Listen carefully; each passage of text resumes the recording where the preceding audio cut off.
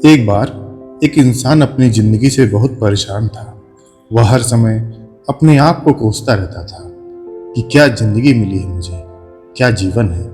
हर परेशानी मेरे साथी है, हर दुख मुझे ही आकर घेरता है, हर झंझट से मेरे ही सर पड़ते हैं। एक दिन इसी तरह अपने आप को बैठा हुआ कोस रहा था कि क्या नसीब है मेरा, क्या किस्मत है मेरी, क्या जिंदगी है मेरी, कि तभी अचानक एक बाज अपने शिकार को पंजे में दबाए हुए एक पेड़ पर आकर बैठ जाता है और वहीं पर अपने उस शिकार को खाने लग जाता है। यह परेशान आदमी जब उस बाज को देखता है तो कहने लगता है कि क्या जिंदगी है इसकी, क्या जीवन जी रहा है। न इसे खाने की चिंता है, न पीने की, न पहनने का और न ही परिवार की। शिकार करता है और मस्त खुली हवाओं में इधर उधर उड़ता रहता है, सारे दिन आसमान में उड़ता रहता है।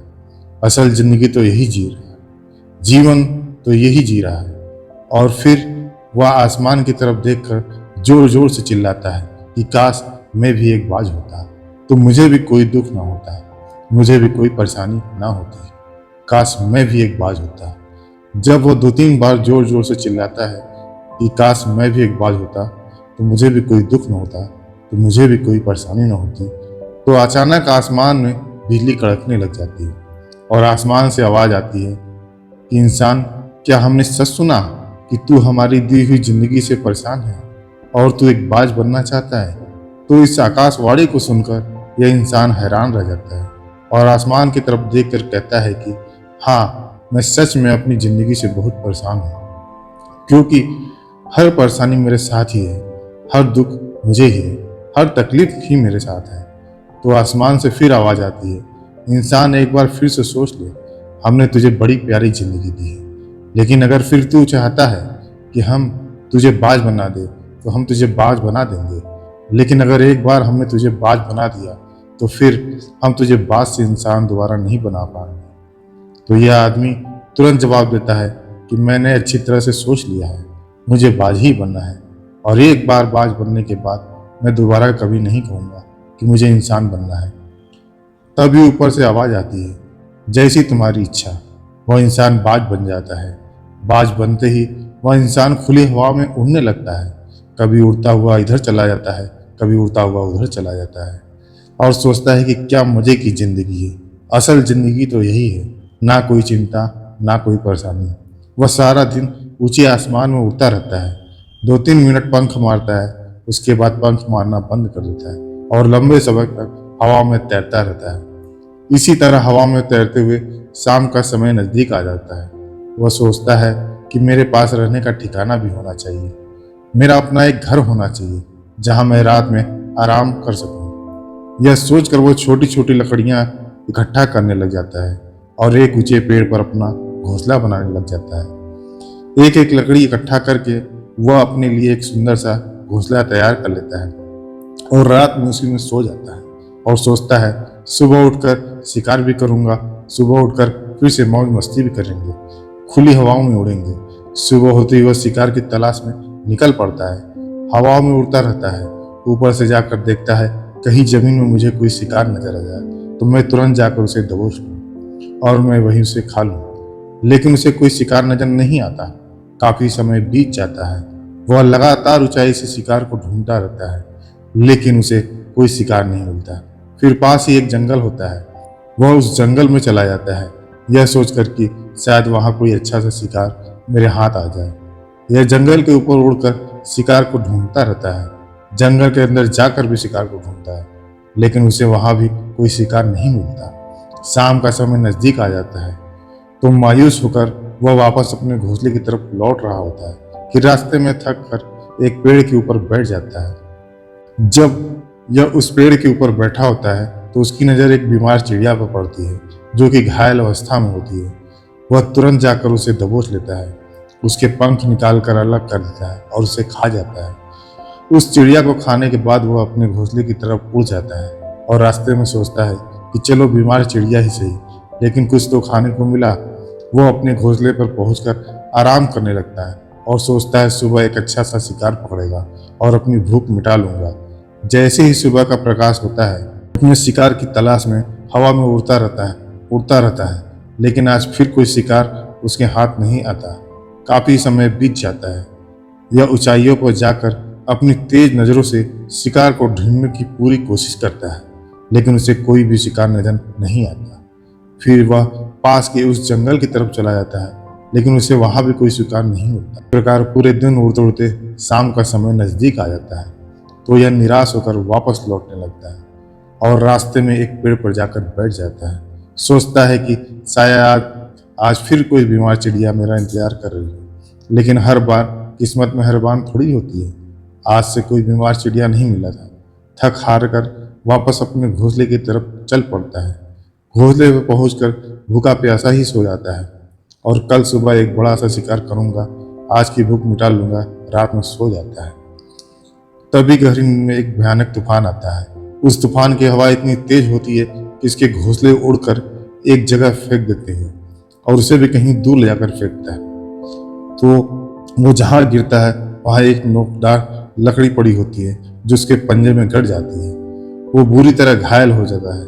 तूफान के रुकने के बाद बारिश शुरू हो जाती है।